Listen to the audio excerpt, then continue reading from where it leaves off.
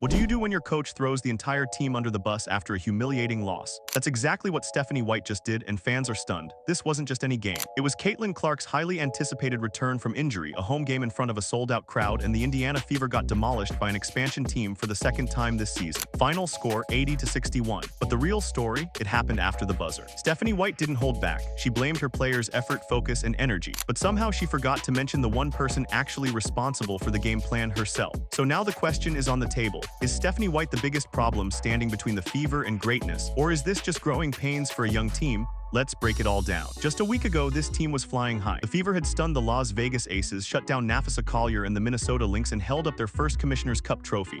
They looked like a unit, a team with chemistry, rhythm, and confidence. Now fast forward to July 9th. Clark, fresh off a groin injury, was finally back. The energy inside Gainbridge Fieldhouse was electric. Fans were expecting fireworks. Instead, they got a fire drill. The Fever shot just 31% from the field. They made 6 of 27 from deep. At one point, they scored only 19 points combined in 2 entire quarters. The offense that had been clicking just days ago suddenly looked broken.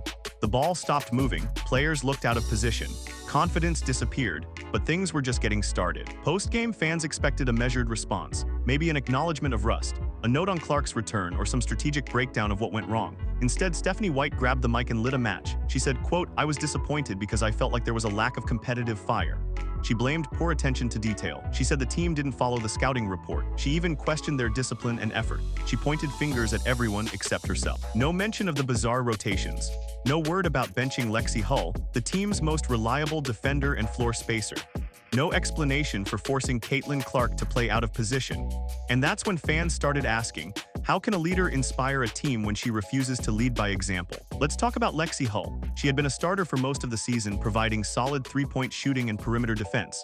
She fit perfectly alongside Clark, spreading the floor and locking down opposing guards, but White benched her. Instead, she started Ari McDonald at point guard, pushing Clark to small forward, completely changing the dynamic of the team.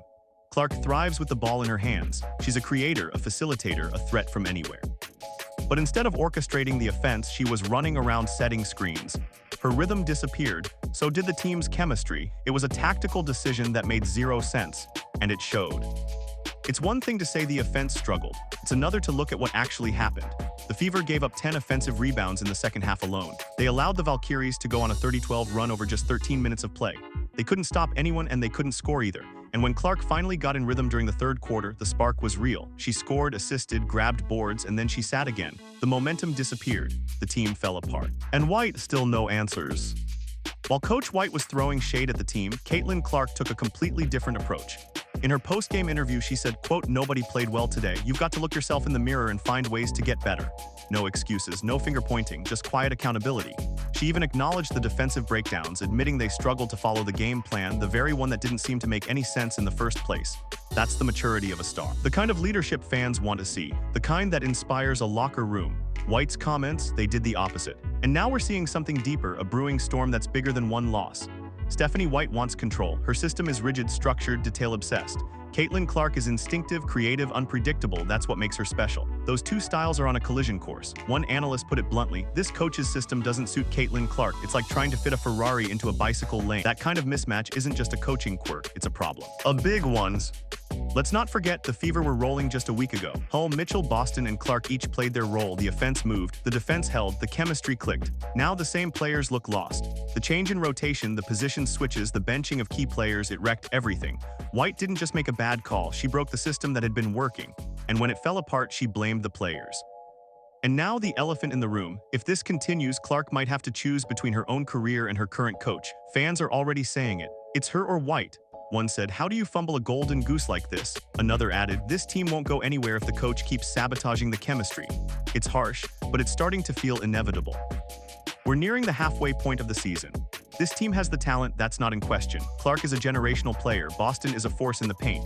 Mitchell's shot-making is elite, Hull's defense is essential, but all of that means nothing if the system keeps falling apart. If roles aren't clear, rotations don't make sense, and accountability only flows one way, then the Fever won't just lose games, they'll lose the future. Caitlin Clark can lead this team to greatness, she's already shown it, but she can't do it while fighting against her own coach's system. This team was built to run through Clark, but Stephanie White seems determined to make her a decoy. So now the question is simple, will the Fever front office protect their star, or will they protect a coach who seems more concerned with control than with winning? Let us know in the comments, do you think Stephanie White is holding this team back? Like, subscribe, and hit that notification bell so you never miss an update. And if you thought this was wild, wait until you see what Caitlin Clark's doing next. Click the video on screen and we'll see you there.